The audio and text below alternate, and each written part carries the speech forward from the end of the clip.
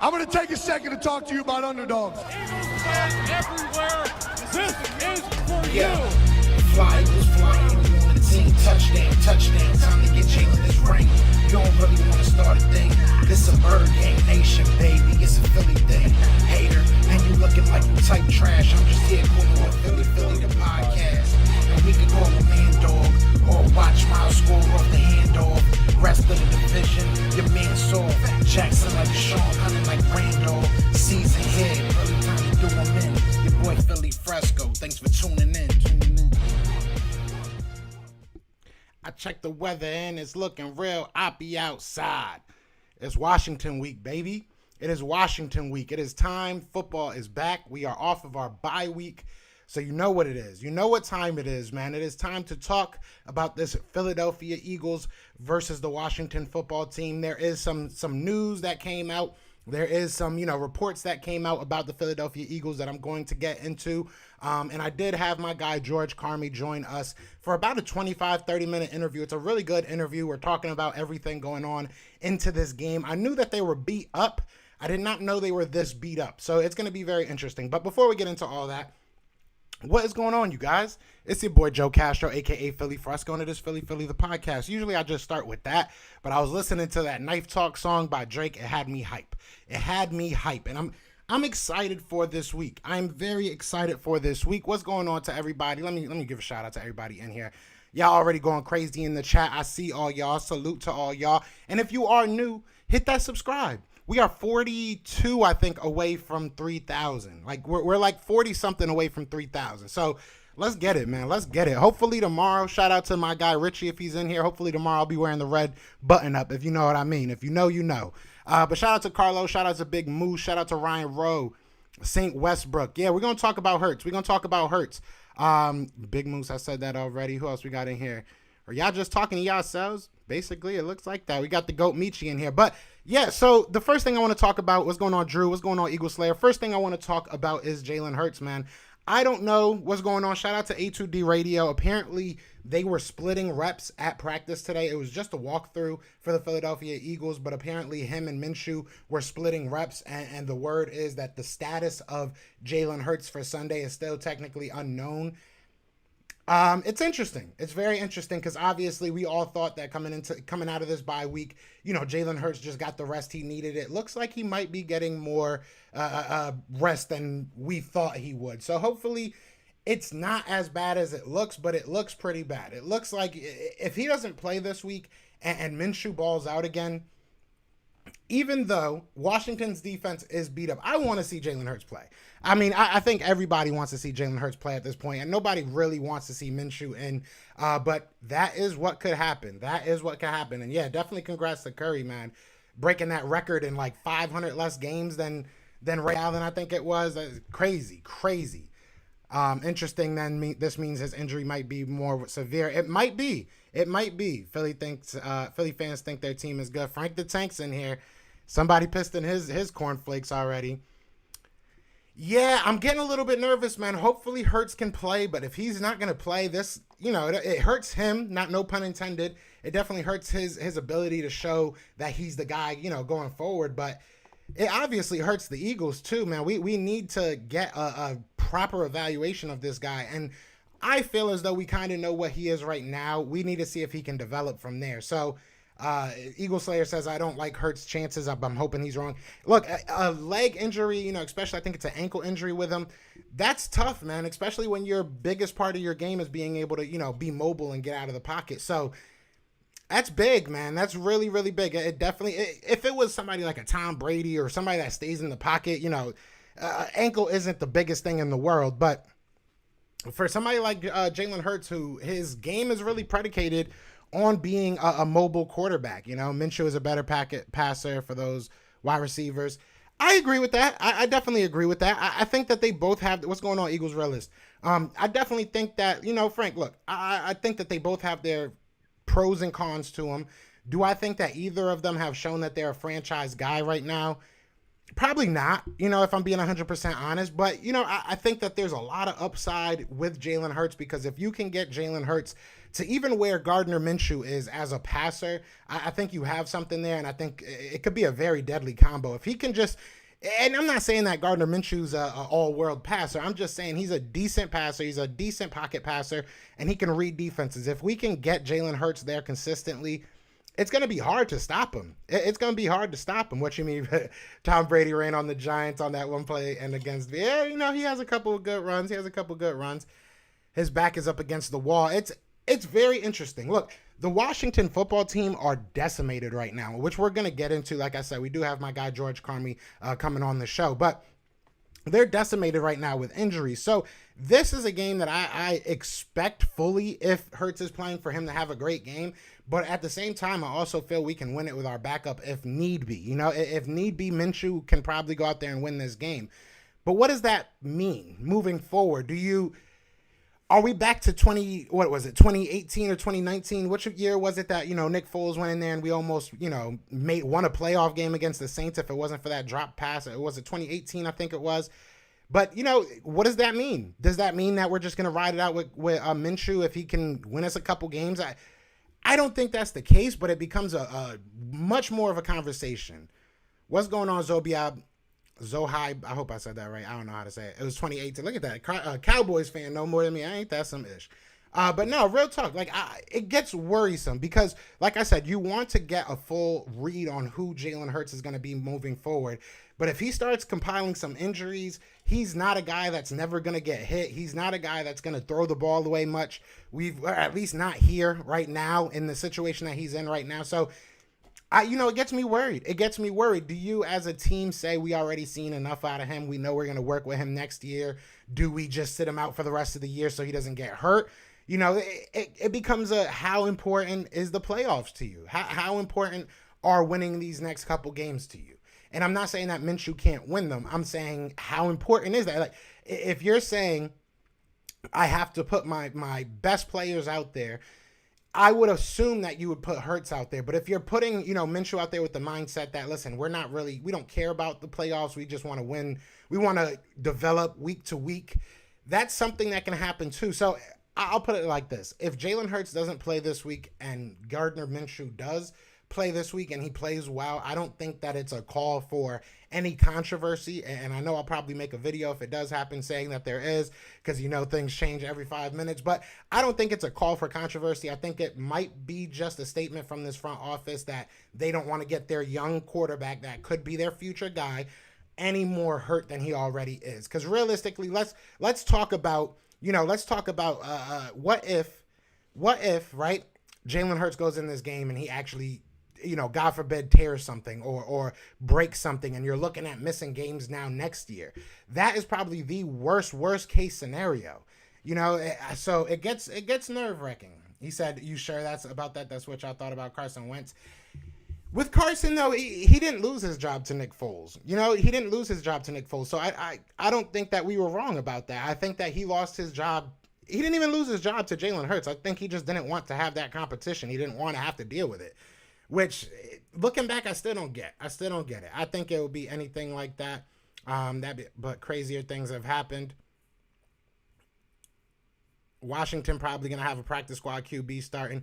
From what I was told, like I said, we do have George Carmi on, so I don't want to go too deep into what he told me about Washington. He can explain it better than I did. But from what I'm being told, Heineken, whatever the heck is, I'm going to mess up his name now because, I got respect for Carmi. I got respect for George. That's my guy. You know what I'm saying? So I was being respectful about his quarterback. I tried to get his name right. But Heineken, man, and shout out to Skywalker Steele, a Cowboys content creator, who was saying Heine Ho. That was probably the funniest name I've heard. But either way, look, I heard that he should be good to go. It sounded like it was more precaution because they were losing. It was more of a precaution situation. But look, they came back in that game. They're not a terrible team. Are they a good team? No, but they're the same.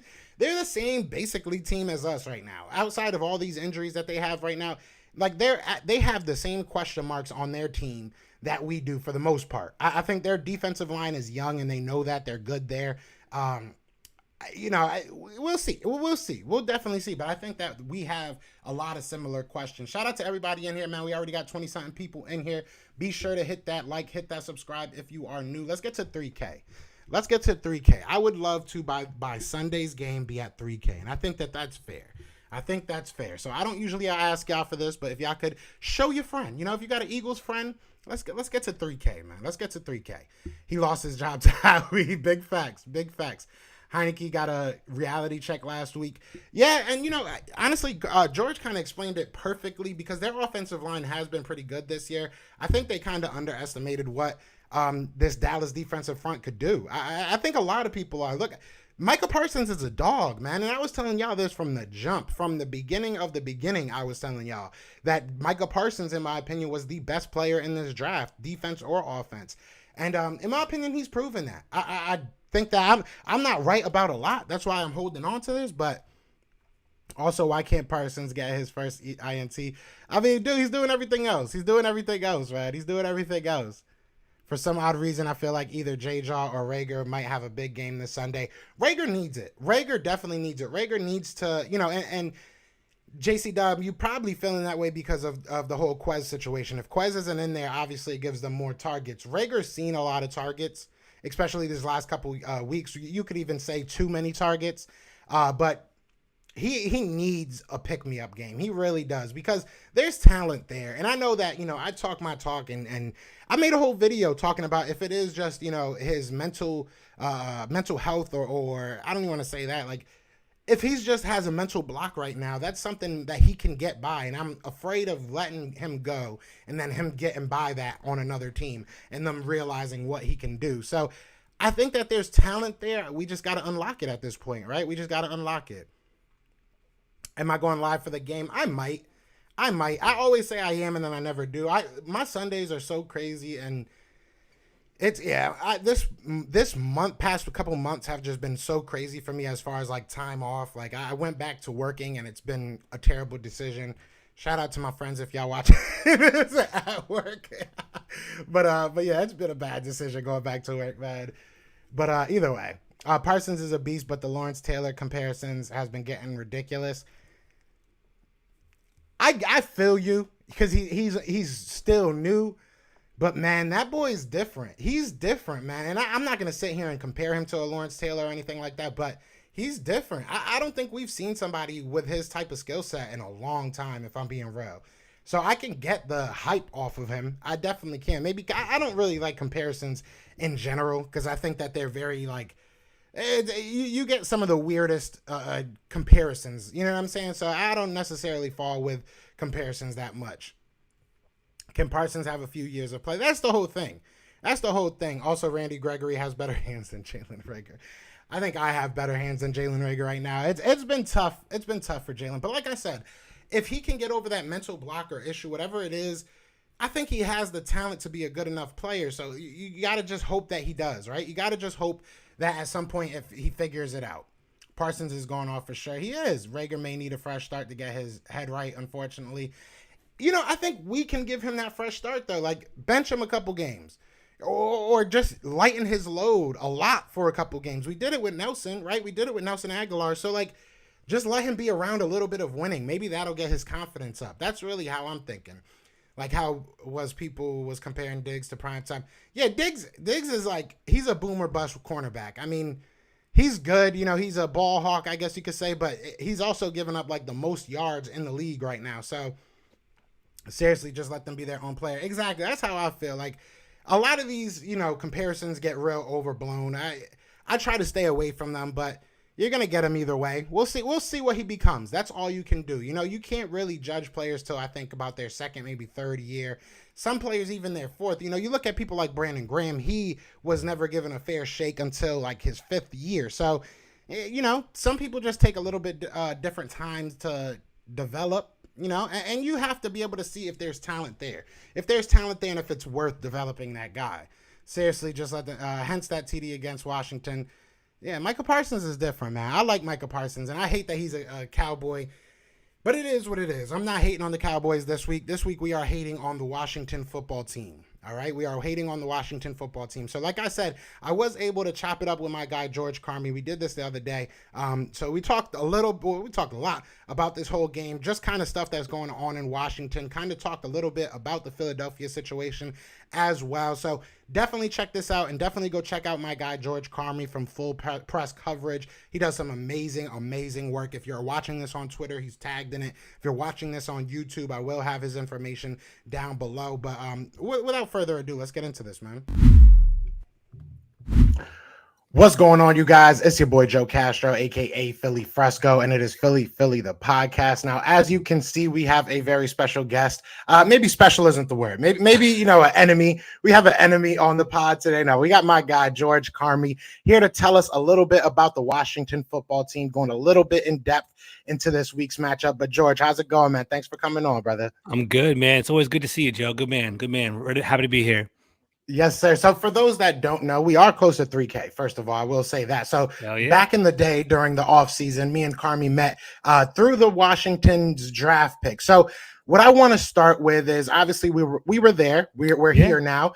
A lot has happened, right? A lot of football has been played. So the first question I really want to ask you, George, is how are you feeling about this Washington football team thus far? Oh man, it's week to week around here, man. I'll tell you what, man. I'm sure it's the same way up in Philly over there, man. But we started off the year 2-6, and the sky was falling in DC. People thought that we should tank for a quarterback. We should fire Ron Rivera. Things were getting real hot, real heavy around here. I'm more of a moderate kind of fan. I believe in Ron Rivera. I believe in the rebuild. Things got pretty good after the bye. We won 4 in a row, and things started to look pretty good. But I'm scared this week, man. I just got to be honest with you. I'm always honest with you, man. And we have so many players on COVID. I don't know if you heard about that yet. So it's like I don't even know if we can field a team. So we'll see how that goes in our in our pregame talk over here. So we'll see, man. So this game is big for both of us, as we talked about before the show. Yeah, definitely. And we will get into the injuries. It's weird because you guys always seem to do this when you guys do make the playoffs. And correct me if I'm wrong, but I believe 100%. Like the last 2 playoff runs you had to go on like, I think 10-game win streaks, 8-game win streaks just to make the playoffs. So it gets me nervous once you guys go on a win streak late in the year, because it seems like that's your recipe. But it's true. You guys have a lot of injuries right now, a lot of COVID related sit outs. Can you just I know another guy just got on COVID this morning. Yeah. So what is going on over there? What's going on in Washington? Are you guys handing out bats in the cafeteria? What's going on? So I don't. So I mean, like, well, this is my theory behind all of it, right? So for one, things are real messy out here in DC. So you're right. We'll take a step back with the playoff situation, right? We do. That's the Washington way. Dig a deep hole, 2-6, fire everyone, and all of a sudden we go on a 4 or 5-game win streak, and we're peaking going into the playoffs. So that's where I thought we were going this year. But this week, man, it's crazy for me. So I don't know if you guys saw it, got up to Philly, got national, but Montez Sweat, which was our former draft pick, first round pick in 2019. He kind of had a controversial statement during the preseason talking about I don't believe in COVID, or, I'm a strong player. Like, the COVID shot isn't really for me, or I'll deal with COVID when I get it. And guess what? He got it, right? So basically Montez Sweat got it about 2 weeks ago, and it was at a critical juncture. Like, Chase Young basically tore his ACL for the year. We were down our defensive end anyway. And basically, what happened is, Montez Sweat was supposed to come back. He had a jaw injury, supposed to come back. Boom, he's on COVID, right? He has COVID 10 days. He missed last week's game, could potentially miss this week's game as well, right? Now, all of a sudden, all of our defensive players are basically getting COVID, right? So if you want to be that, investigator, if you want to be that hater, if you want to kind of ride on Montez Sweat, it's like, dude, what were you doing around the facilities, man? You must have been spreading it around, because it's all the defensive line. Yeah, it's all the defensive line. It's all sick. And you were people said that he wasn't on the campus, but you never know. They might be hanging out in the offseason, for players' houses or whatever's going on. But it's looking kind of crazy, man. Jonathan Allen, who for my money is the best player on our defense, he's out next, or he's supposedly out this week. And we'll just see how it goes. Our whole defensive line's banged up. And I think I saw a stat this morning of our top 8 defensive linemen. I think only one of them, Deron Payne, is the only one that's available to play right now. So we'll see how it all shakes out. It's not looking good, man. So we'll see. I mean, hopefully the testing will figure itself out. But that's kind of where we're at right now. Well, guess what? It's Monday, whatever we are right now. So we'll figure that out, Yeah, I know a lot of people have been asking me on my live streams as of late, about Yeah. y'all injuries. And you know me, I'm not one of those people that like to really talk on other people's, dinner plates. Like if I don't Yeah. know what's on your plate, I'm not going to really talk too much about it. That's why I wanted to ask. So Yeah. that's crazy. Now I want to go to somebody else he's a little bit banged up, not necessarily injury, but he's obviously one of the most important players going into this game, and that's going to be Tyler Heineke. I hope I'm saying his name right. Taylor Heineke. But Taylor Heineke. Taylor Heineke. Okay, that was Okay. close. I was close. Yeah, close But enough. Yeah, it's good. he's showed you a lot of different things. I feel like you've seen some good games from Taylor. You've seen some bad games Sure. from Taylor. What is your overall thought about him? And I know he has a little bit of a knee injury, a little bit banged up. Is he supposed to be a good go for Sunday? And how excited are you for him for the future, if there's a future with him? So, in regard to Taylor Heineke, I think he is good to go. I think what ended up happening was, so against the Dallas game, we just for what? I don't know if you guys have played Dallas yet. You guys played them one time so far this year, correct? One time. Yeah. Dallas's pass rush is going crazy right now, right? So basically, what ended up happening, they just smothered the Washington's offensive line, and Taylor Heineke was getting beat up. And I think going into the half, he was 2 for 12 for 19 yards. It wasn't even a good game for him anyway. So I think what ended up happening was he hit his elbow, hit his knee, and Ron Rivera's like, you know what? Instead of leaving him out there to get slaughtered, let's put another quarterback in, just kind of see what happens, have a little spark plug and just pull Taylor out. So I think he is, he's projected to start again on Sunday. So I do think he's going to be back. And for me personally, I think that's going to be our best opportunity to win. I know in DC, he's kind of a polarizing figure. It's like, hey, Taylor Heineke, like, is he the quarterback of the future? Is he going to be, where is he going to be at? He's playing at like a mid-tier level, like, quarterback 20 in the league, something like that. So you can't really hate on that. He's our backup quarterback. He's overachieving. So I'll take that any time of, I'd rather have an overachiever than an underachiever. I think the big talk in DC is his long-term projections. That's where the hate comes in. Like, oh, he's not going to be our quarterback anyway, so let's try some other quarterbacks out. But he's a solid quarterback. He takes what you can give him. Like, he'll basically, he came with Ron Rivera and Scott Turner from Carolina. I don't know if you're familiar with that. So yeah. He knows the offense inside and out. He processes quickly.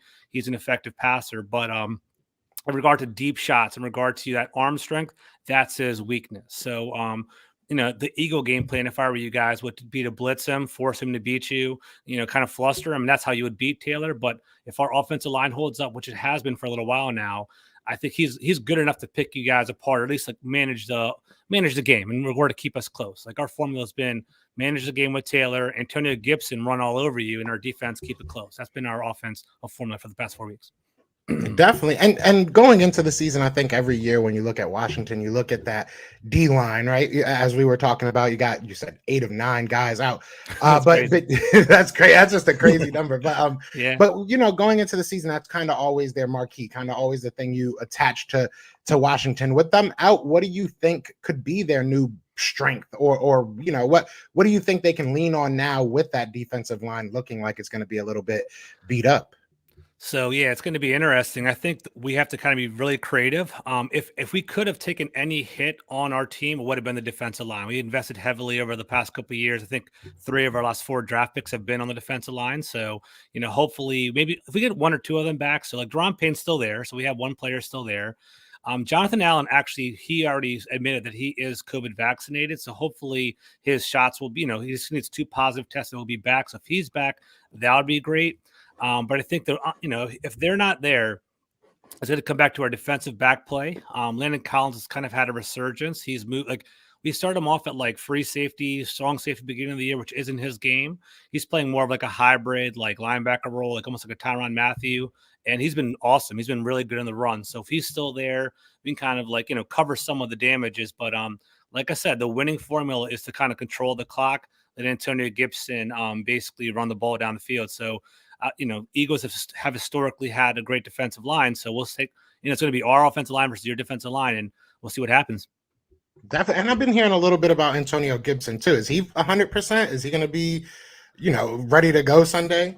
So I think so. I think what ended up happening was earlier in the year, he doesn't have COVID. That's a good little start right there. There we go. No COVID for Antonio Gibson. But basically early in the year, he had like a slightly fractured shin. And we were really concerned about that. We're like, oh man, our running backs, had injured shin. But then what ended up happening was basically, he kind of got right after the bye week, and we started to give it to him heavy. Like his touches doubled from like 13 like 26, 30 per game. And honestly, like he blew up. It was like 100-yard games, 1 or 2 touchdowns a game. He started becoming really that that workhorse, bell cow running back that we've always been looking for. So he's been doing very well. He had a really bad game against the Cowboys.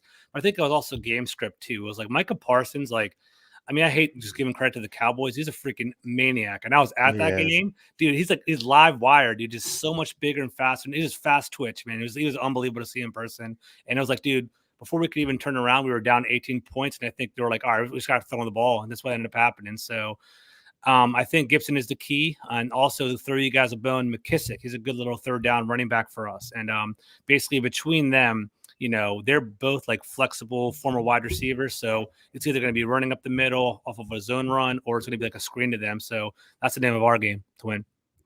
Definitely. And, it's crazy because McKissick, I've had him on fantasy a couple of different times, just because he's a pass catcher. He's a guy that'll get you a good – yeah, I love it. He's amazing to have on the team. But you did bring up McKissick, but I want to ask you a couple more. Like, is there any under radar players that you're looking at in this game to maybe break out or maybe have a big game against the Eagles?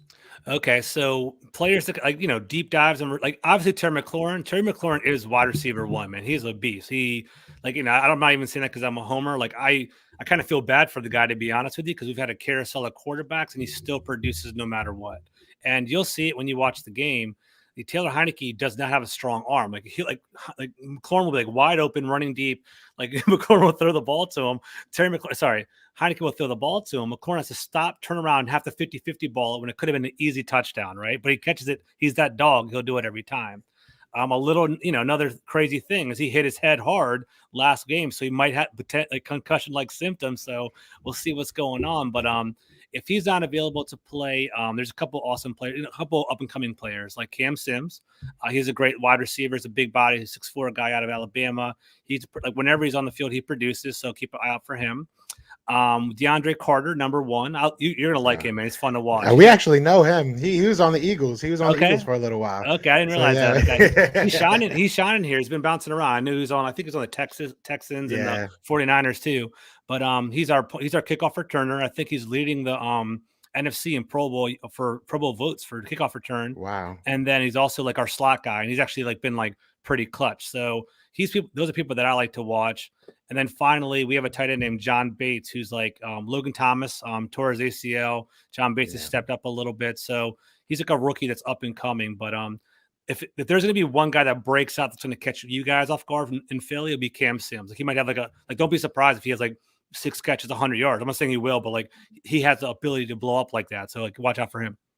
Definitely. And I do want to go, not to give you, any PTSD from it, but I do want to go back to the Dallas game, because outside of the 18-point spurt, it was actually an interesting game. I mean, you guys were able to kind of slow down Dak Prescott. I see a lot of question marks in Dallas Cowboys Nation right now. A lot of people questioning what's going on with this offense. And not just that, you guys were able to make a nice little comeback, whether it was, whatever they want to say. It is what it is. Mm-hmm. At the end of the day, the score wasn't as 18-0 blowout, right? Yeah. What do you look at that game, and do you look at that game and say, look, if we do this moving forward, or you look at that game and say, if we could just cut this out going forward, we can be a good team? What do you learn from a loss like that? So what we learned, or what I learned, was basically we have to focus on our offensive line protection, right? Like the funny thing is, going into the game, like if you look at like PFF, our offensive line is like top 5, top 8 all year long. It's been the reason why Heineke is shine is not because he's like a natural athlete. It's because he's had so much time and he knows the offense, so he picks it apart. What ended up happening is I think we kind of like rested on our laurels and we're like, hey, our offensive line's pretty good. We don't need a game plan for Micah Parsons. And I think we got caught off guard and he just blew us up. And I think that's what happened. I don't know if you caught any of the game, but like the turning point of the game, there was 2. There were 2 turnovers, so protect the ball. But one of them was like 4th and 3. It was like the score was 3-0. Okay, it was 3-0. We were like on their 40-yard line, driving down the game. Driving down to possibly score at worst field goal potential. And basically, Micah Parsons comes off the edge, blasts Heineke. He fumbles it, returns it for a touchdown. 10-0. We're already down. That's why that changed the game there. I believe a play or two, like a couple of drives later, There was a screen pass where basically, our left tackle Charles Leno, he basically tried to knock down Demarcus Lawrence. He jumped up. Vinny Gregory made a nice he slapped the ball and then also caught it and he returned it for a big play. If Randy Gregory missed that interception, like we actually had like screenshots, and I can tag you guys in later on if you want, it would have been a touchdown. It's game of inches. It was like we could have been like 10-7, 3-3. It could have been any kind of thing, but like worst case scenario both times. And then it was like floodgates. So again, once you're down, you start scrambling, your game script goes out the window, and you start playing catch up as opposed to like feeding Antonio Gibson and going, doing the bread and butter that got us there. That's kind of what happened. So offensive line protection. It's the truth, man. And it's crazy because you said game of inches, and it goes perfectly for our team as well. I think the Washington football team and the Philadelphia Eagles have had a very similar season if you really look at it. But it's very true. We're a couple plays away from possibly having 2 or 3 more wins, right? It could be a totally different year, and I'm sure you guys can say the same. I'm sure the Cowboys can say the same. So it's crazy. But going into this game, what would a win or even a loss, what would the both opposites mean for this team going on next year, to this year? What would a win mean for your team moving forward, and what would a loss mean for your team moving forward? So, I think you guys are on the same level. It's so funny with 4 games left. I think we are looking at staring each other in the face, right? I think it comes down to winning 3 out of the next 4. That's the formula to basically get into the playoffs, and 2 of us are against each other, right? So, we're both 6-7. We're both right there. We have the slight edge because of our conference record, but if we're 6-8, there goes our margin for error, right? We lose that 1 game, have to end the season 3-0 against the Cowboys, the Eagles, and the Giants, 3 NFC East opponents. I think, it's always hard to kind of count out the NFC, but like, I think the Giants are going to basically punt week 17. They always do, right? They're going to basically rest their players and they're going to focus on their draft picks. You guys know about that last year. And, basically what's going to happen is I think the Giants game, if we're healthy and there's no more COVID outbreaks, that's going to be it for us. I think we have that shot. So it's going to come down to these. That's one of our wins. So we either got to split with you guys or maybe sweep you guys, or like, I think we have to beat the Eagles and Cowboys at least once to actually get into the playoffs. So that's where we're at. So it's a huge game. But this game, I'm sure from what I understand, the Philly media, very similar to us. If we lose this game, all hell is going to break. It's going to be like negative, like, let's bench everybody. Is Ron Rivera on the hot seat against? It's not going to be good. So we got to win this. And it's just so funny. Win, we're playoff bound. Lose, burn everything. That's going to basically be how our week is. And I'm sure it's how it is at Philly, right? Oh, definitely. And we have this quarterback controversy going on too. So I want to hear all about that. Yeah. We'll talk about it real quick, because realistically, if we do lose this game, it's not necessarily like, if we lose it 30-27, we're going to be mad at our defense. Jonathan Gannon is kind of on the hot seat as it is as a defensive coordinator, and our defense has been up and down. So we would be pissed there, right? But you look at the offense and you look at your defense, no offense, you guys are pretty beat up. If any time, this is a perfect time for Jalen Hurts to really take advantage of a team, and he just hasn't done it yet. We've went against a banged up. I go back to the 49ers game. Even they were very banged up on their secondary. We look at the Giants game. Even Giants fans want to forget how banged up on defense they were. But we should have took advantage of them as far as our offense goes. And you just look at divisional games in general. He hasn't played well. So this means a lot. And it's a game that we should win. I've said that a bunch of times this year, and we haven't won them. But yeah, I mean, look, I love Jalen Hurts as a person. I think that, if you're going to war with somebody, like, he's probably somebody you want to go to war with. Like, he has the athleticism, he has the heart. Does he have the natural talent? That's really where it comes down to. Can he read defenses? Can he, do those things you can't necessarily teach in the heat of the moment? I feel like, sorry to interrupt you, but I feel like the same Jalen Hurts controversy, polarizing effect is what we see with Taylor Heineke, right? Like, I think Jalen Hurts is a much superior athlete for sure, but I think it's like Heineke, it's like, this guy's busting his ass. Busting his butt. He's basically doing a really good job. He basically, he knows the offense. He's mobile. He'll score some rushing touchdowns as well. But it's like, you can just tell there's like something's missing, right? It's like, it's like, I think honestly, it's the pure arm talent. Like, he's not a guy to throw it on a rope. Like, he doesn't have that, like, Matt Stafford, I'm going to throw it 70 yards, go get the ball. He can't do that. And it's like, as a Washington fan, if you like Heineke, you're like, dude, this guy is overachieving. He's like, he's not supposed to be here, but he's like, it's a great success story.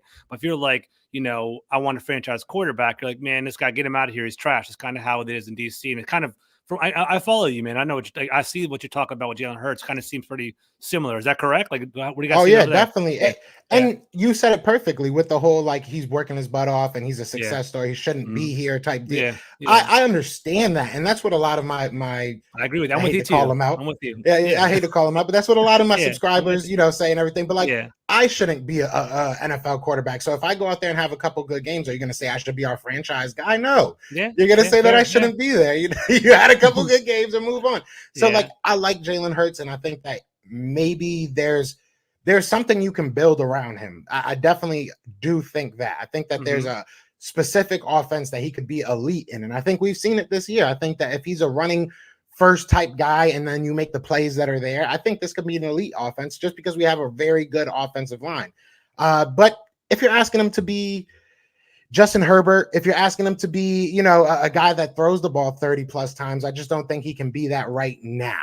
Maybe Okay. in the future he can, but I don't think he's that guy right now. And I know I'm going to get a million dislikes now because I said that, but You're good.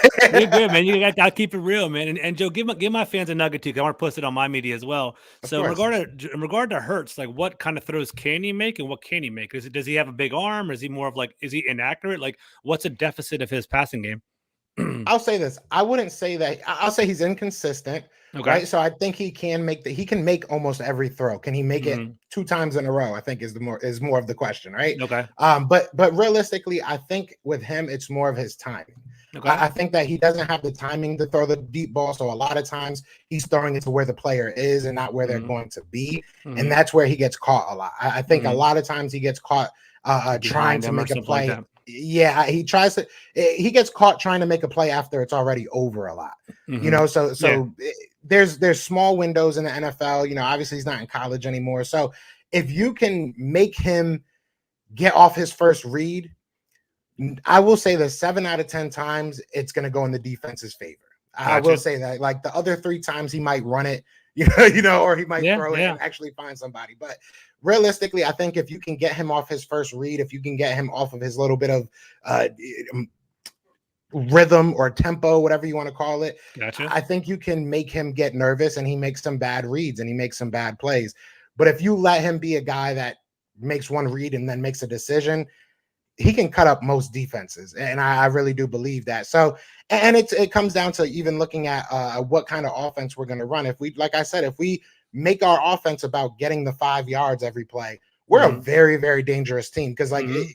there's not many people that can stop a Jordan Howard, then have to go to a Jalen Hurts, then have to go to a Miles Sanders. Mhm. And you even look at our wide receivers. Quez Watkins is built like that. He can, take a little negative 5 yard screen and take it to the house, Mhm. or he can make a short pass from Jalen Hurts look good because he can go up and get and high point the ball. Same thing with Devontae Smith. So he makes a lot of mistakes once he has to be a quarterback for more than like 2 seconds. No, I If feel his you. first read's not there, I feel I you. get nervous. And it's frustrating as a Washington fan because we're built to defend that, right? Like if like everything, we're in a vacuum, everything's perfect. We have Montez Sweat and Chase Young, who are outstanding defensive ends that can corral, Jalen Hurts, who can run around the outside. We have a strong defensive tackle to create the inside push, but we don't have any of them there. They shouldn't be there on Sunday, which is going to be crazy. So, one thing to kind of throw out there, so we got you guys Philly fans can watch over the weekend is we've been combating. We started off the year with so many like awesome mobile quarterbacks. Washington kind of changed its philosophy from man to zone, and basically the rationale was during man coverage, like you basically you just have like a 9 route or something like that. The cornerback would run with the wide receiver, have their back to the quarterback, and just leave wide open gaps for a scrambling quarterback to take off. And Josh Allen took advantage of that.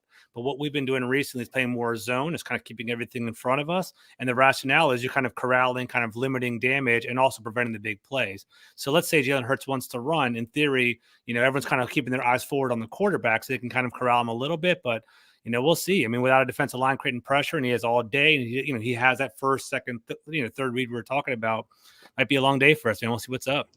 Yeah, I will say one thing. In theory, that sounds very good. I will always be very critical of his passing abilities because he has to. Look, we have Jalen Hurts' mom that watches the show, and she leaves Yeah, I remember. comments sometimes. I saw that. I It saw gets that. mad at stuff I say, but like, That's I'll awesome. always be critical because at the end of the day, that's who I want to be my franchise quarterback. I want my Yeah. guy to be able to do everything. He has intangibles, But man. I'll tell you that from the outside. He's a winner, man. You're rooting for him. I know how it is. I got you. Yeah. definitely, definitely. Yeah. And his running ability it's up there, man. I'm not saying he's Lamar, but he's close. That man can run his butt off. He can run his backside off, and he's not small. That's the craziest thing. Like, he might be shorter, but he's a bulky guy. So I look, if it becomes a Jalen Hurts go run for the game, I think that he can he can definitely do that. So you're saying Philly. So from a Washington perspective, we should watch out for the Philly run game, right? That's kind of what I'm gathering, right? It's like Jalen Hurts is going to run, Miles Sanders, Jordan Howard, some sort of combination of that. If there is a big play, look out for Devontae Smith, and then Dallas Goedert, like more Dallas Goedert, more like the intermediate, right? It's kind of the winning formula. Definitely. I would even say, even offensively, if we're running the ball 30 plus times, I think it's a hard team to beat. I think it's hard to beat us. Defensively, I'll even give you this, man.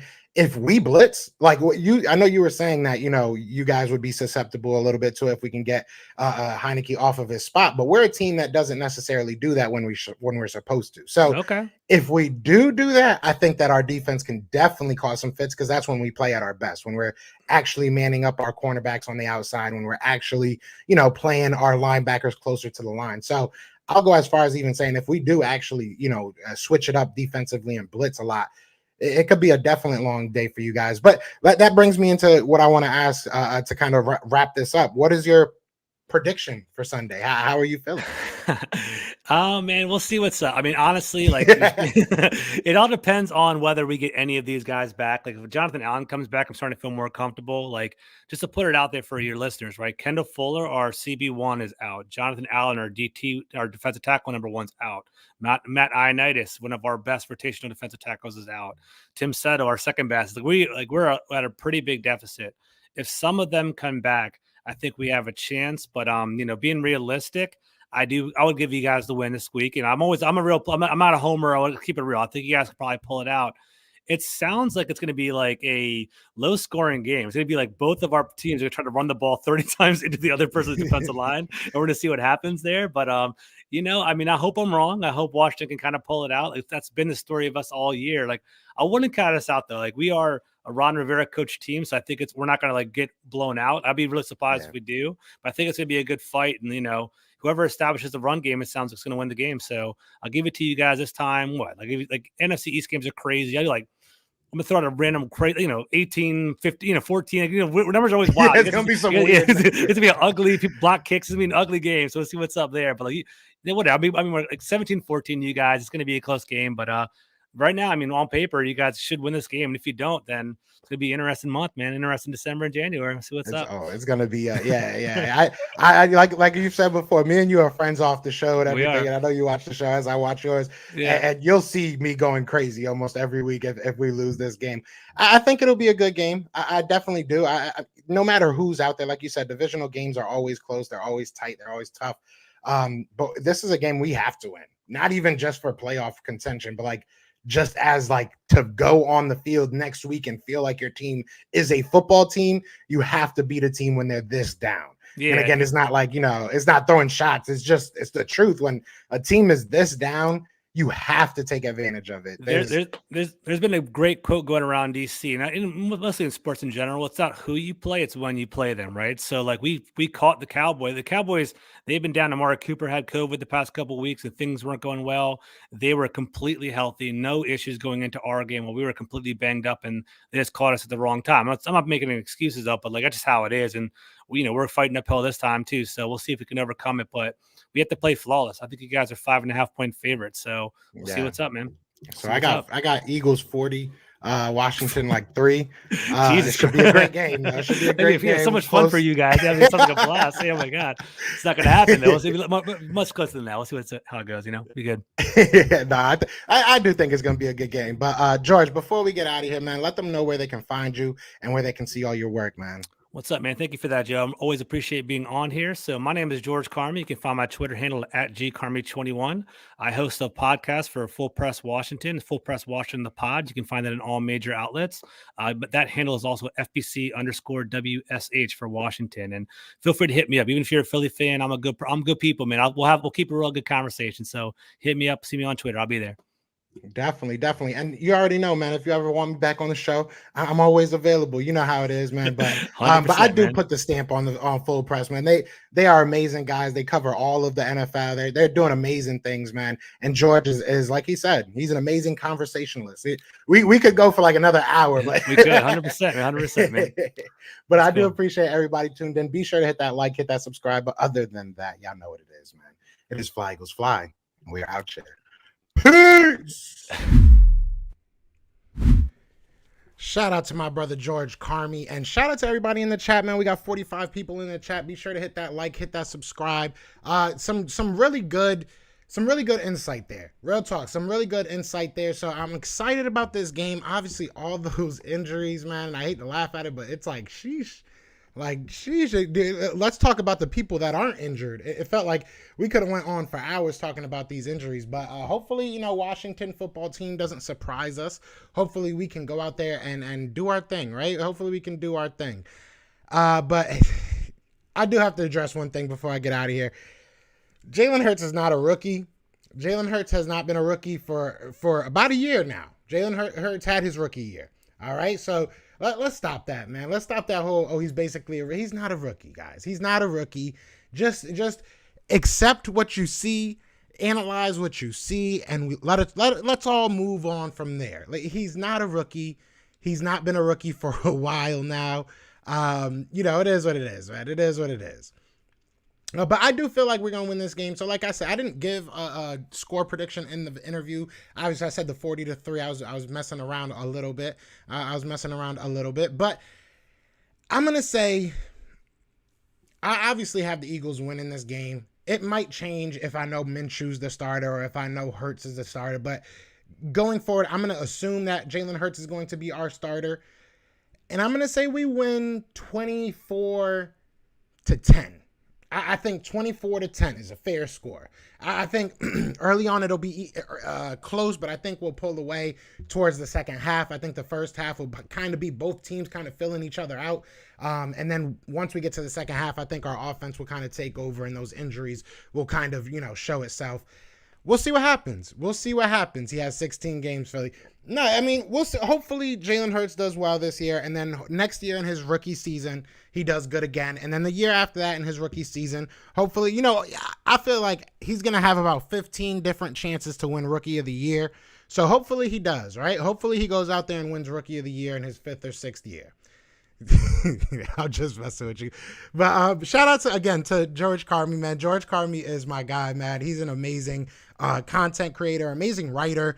And to be honest, a great friend. He's really helped me out a lot, just with the professionalism of it and just how to carry yourself in conversations. He knows his football, so does his team. I definitely go watch them. I did put their link in the chat, so definitely go hit that pinned link. Go throw them a subscribe. They just started off not too long ago, so they're still a very young podcast. Go show them love as they do for me, man. I got nothing but respect for those guys. Real talk.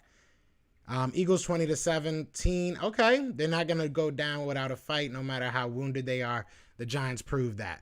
Yeah, I respect that. I want to get everybody's, before I get off of here, man. I wish that podcast was longer, not gonna lie. We're gonna probably have him on again because he has a homie. I was on their show when they first started off their show. I think I was one of their first guests.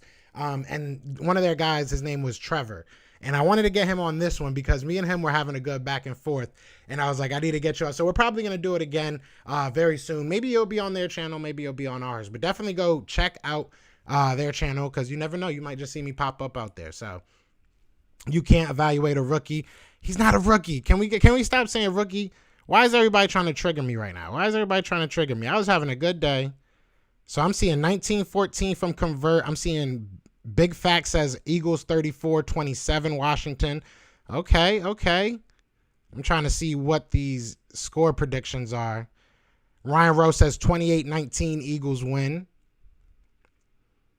Monroe says, thanks for the podcast. This was live. Nice getaway at work. I respect that. I appreciate that, brother. I appreciate you coming through, chilling. You know what I'm saying? The fact that's still rookie status of full season is 17. Oh, here we go. Oh, God. All right. I'm not even going to read nothing about Jalen Hurts because y'all just messing with me at this point. I feel like y'all messing with me. Who the hell is Bryce Young? Jalen Hurts for Rookie of the Year. That would be funny. I mean, Ben Simmons won it in like his second year, right? Soar, Eagles soar. I love this podcast. We got to win. I appreciate that, Big Facts. Yeah, we got this, man. I think we're going to win. He has rookie experience. Rookies don't have 2 years of football under their belt. Nigel B says 33-7 Eagles. Hey, I would love to see that. If Deshaun Watson is available next year, would you trade for him? Probably not. I mean, if all his, legal issues are cleared and you get him for not too much, but if you're giving up all 3 of your firsts next year, no, I'm not doing that. Like the most, I wouldn't even want to give up 2 firsts from next year. Like, I would give you 2 firsts if it was like 1 this year, 1 next year, or, how, you know what I mean? But I wouldn't give you, I'm not giving you our whole draft this year for Deshaun Watson. I'm good on that. I'm on Christmas break for about another 3 weeks. Damn, y'all don't even, I never had no 3-week vacation. 27-10 Eagles from Eagles Realist. Big Moose says 41-33 Eagles. I like that score prediction. Bold prediction from Barry Bird Gang Mafia says Hurts rushes for 2 touchdowns and throws 250 with 1 TD.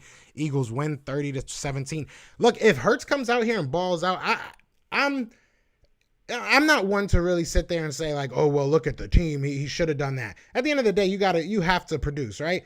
And if it was Gardner Minshew that goes out there, look, if Jalen Hurts went out and did what Gardner Minshew did against the Jets, everybody would be like, oh my God, he's great. You know what I'm saying? But if you look at what's it called? Come on, Joe. I'm TYD. What does that mean? Nah, I don't know what you mean, Joe. Let's get. I'm saying if he's cleared, I would go with him. But what was I saying? Yeah, if Hurts had did what Minshew did against the Jets, everybody would be saying, look what Hurts can do. But instead, nobody wants to see Minshew as a starter. So they say it's the Jets. That's what he's supposed to do. So if he goes out there and has a good game against Washington, that's what he's supposed to do, right? So let's keep that same energy. That's all I want to say.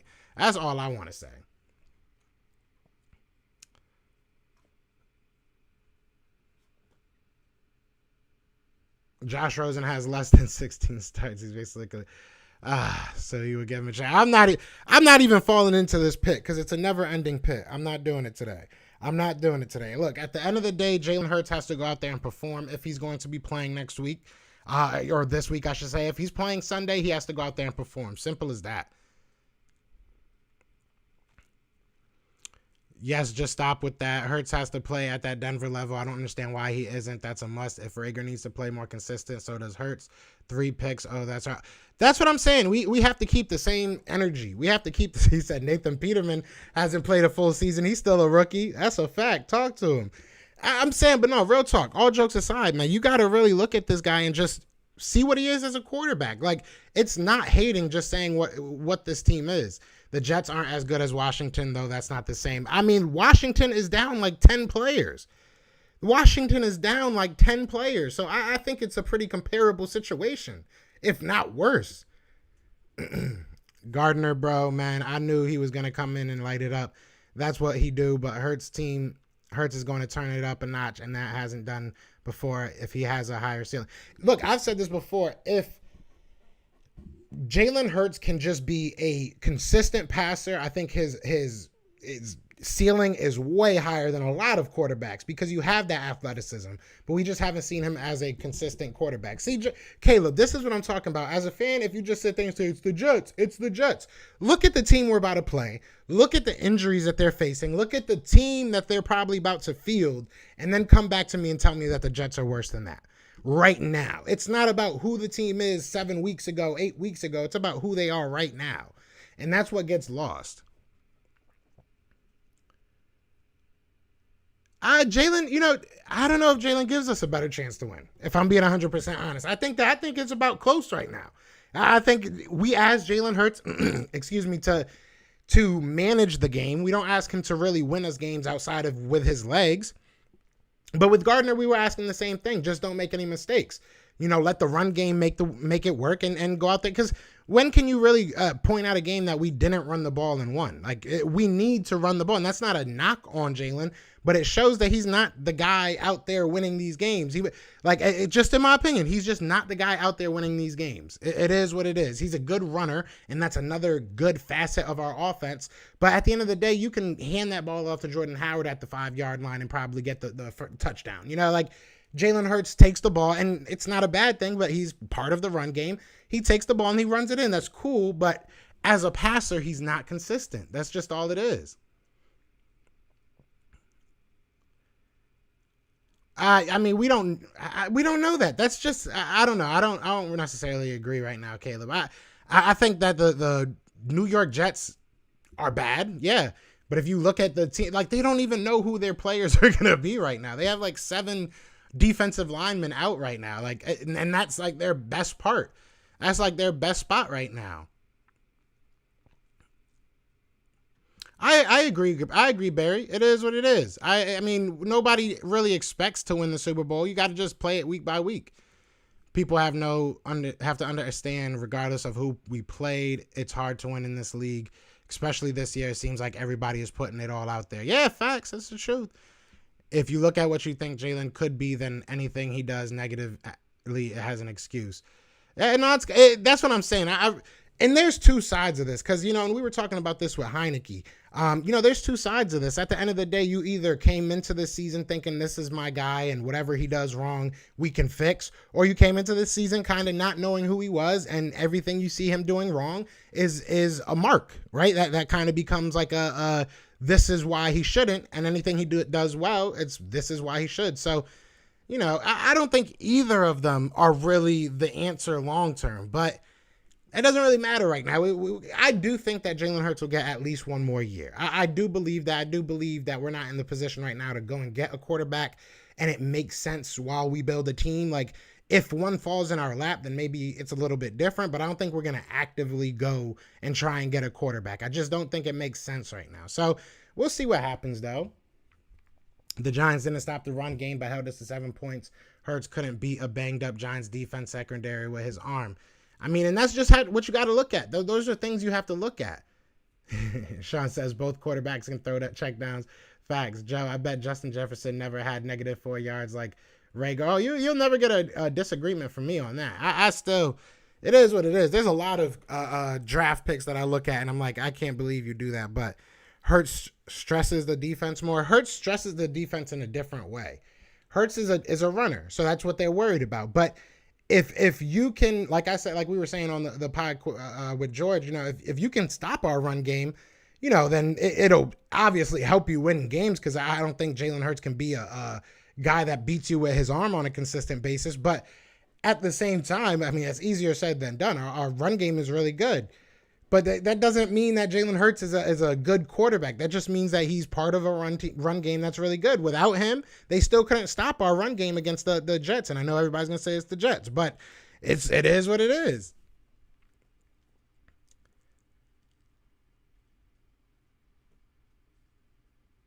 We lost to the Giants because we didn't run the ball in the first half enough. I don't agree with that. I don't agree with that. We lost to the Giants because we gave up 4 turnovers, I think it was, right? With the fumble, from Boston Scott. So, that game wasn't lost in 5 minutes. That game wasn't lost in, the last 10 seconds. That game was lost over the entirety of that 4-quarter game. So, there was a lot that went wrong, and most of it was on the offense. We just have to be honest about that. Most of it was on the offense. Look, Big Facts, I'm not going to ever blame Jalen Hurts for who he throws to. I want my quarterback to feel confident in whoever he's throwing it to, and I want him to feel confident in any player that's out on the field. To me, it comes down to coaching. Look, if a guy's not making the plays, maybe it's time for him to not be on the field. And that's, something you have to look at as a coach. You have to look at that and say, maybe he's not the guy I trust in the trenches, and I don't want my quarterback throwing it to him. I want Jalen to be able to spread the ball around, throw it to whoever is open. That's it. He shouldn't be looking at the numbers on the jersey and saying, who's that? Who's that? He should just be throwing the ball if he sees an open green jersey. Why do we have to have Jalen make a big play after he had 3 turnovers? Even with the struggles, we still have a chance. Jalen put the ball on the money twice. Yeah, I mean, but 2 plays doesn't equate to consistency. 3, if you play terrible for 3 quarters and then you turn it on in the 4th quarter when your defense gives you a chance to stay in the game, because they're the reason we were still in that game. I know a lot of people like to give Hurts the win or the reasoning for us being in that game. No, the defense did what they were supposed to do. But when you were in those tough situations, yes, he made 2 nice plays that didn't go the way that we wanted them to go. But at the end of the day, he had a full game of bad decision-making, bad plays that we have to look at. You can't just, dismiss that because he did well in 2 minutes. Like that's the one thing I'm trying to get to people. Like, just look at what's happening. We look at the good, we look at the bad, and then next year, I assume he's going to be our starter again next year. Next year, we look and we see if he has improved in that. And if not, then we have to find somebody that will. If he's not going to be a guy that improves, he works hard, so I don't see why I wouldn't think he could, right? I think he can. I think he'll put the work in. So, that's his chance. Everybody says, give him a chance, give him a chance. That's his chance. His chance is to go out there and do what he needs to do to be a more consistent option. That's it. It's not about hating him. It's not about liking him. It's about he's the quarterback for my favorite team, for a team that I spend time talking on a podcast about. So next year, I don't want to talk about building. I don't want to talk about we're learning. What I want to talk about, we're winning some damn games. And I want to talk about if Jalen Hurts is going to be the guy, for the foreseeable future. Because that's the only question that there should be. We should be building this team, and I agree with that. And I'm not one to say and I've said this multiple times, I do not want to give up a multitude of picks, especially from this draft, to go get a quarterback, because I don't feel like we're a quarterback away. I don't care who our quarterback right now is. I don't think we're a playoff, deep run Super Bowl team right now. And that's not a knock on Jalen. That's a knock on the whole team. We're still very young. So build this team, get better as a team, and then Jalen Hurts should be your final decision. If at the end of next year, you're looking at your team and you're maybe a 500 team just under, and he's been very underwhelming as a passer, then you make your decision. But right now you have to look at what's happening. Just look at what's happening, be honest with it, and move on. Everybody wants to call each other haters, tell each other they don't know football, they don't watch football. It is what it is. Everybody's going to have their opinion on what they see. We're all seeing the same thing, but we just see it differently. Like I said, in the beginning of the year, you either were kind of all in on this guy, and that's on the Eagles, in my opinion. That's the Eagles' organizational fault. But you were either all in on this guy or you were on the fence about this guy, because the franchise didn't give you their true opinion till maybe week 1. I mean, if you really, maybe the preseason, if you really want to call that a backing, I don't really think they really ever backed him like that. So it is what it is. Let's play the games. Let's see what happens. Let's see if he can improve, if he can continue to get better, or if he gets worse. And if he does, then I'm going to, report that he's getting worse. If he gets better, I'm going to report that he's getting better. Because you know what? That's what I do at the end of the, Greek Warrior in here yelling now. Let's see what he got to say. Hurts isn't losing to the, all right, I got to read it how he types it. Hurts isn't losing to Dead Skins. Please keep hating Minshew Mania and Hurts haters. The Hurts Revenge Tour will be underway. Buckle up, and it's gonna hurt. That's cute. Anyways, do you think we're gonna bring Fogan back? Probably not. I like our offense. I really do. I think that we're good. I think Rager needs to just get by his little mental patch, and if he could, or his, just blip, whatever it is, downtime. I don't know what's going on with him, but at worst, I think he's a decent number 3. I think Quez and Devontae should be your 1 and 2. But if you can go get somebody like I know this is very, very outlandish, but if you can go get somebody like a Devontae Adams or even just Chris Godwin or somebody that's like a definite number 1, or, somebody that can complement Devontae Smith well, I'm with it. I'm down for it. Don't get me wrong. But I do like our offense right now. I'm not going to lie. I hope Hurts is the answer. I do, but it's on Philly. It's Philly on mine. And whatever QB plays this week, it's all or nothing. I want to see something. Big facts. Big facts. At the end of the day, I rep the logo. You feel me? I rep the logo. I rep the Eagles. So I'm going to root for whoever our quarterback is and hope that they're the player that we need. But if they're not, I'm going to be honest and I'm going to say that I don't think they are. But, you know, and I respect y'all opinions. Y'all respect my opinions. That's why we've grown such an amazing community. But before we do get out of here, I do want to just one more time give a big shout out to my guy, George Carmi.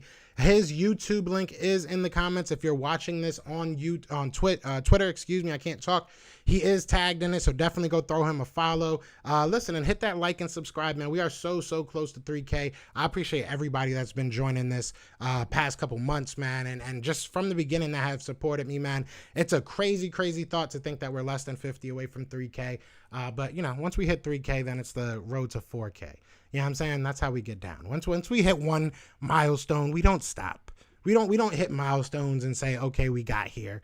We hit milestones and then we break new ones. So I appreciate y'all. And yeah, other than that, man, y'all know what it is, man. It is Fly Eagles Fly, and we are out here.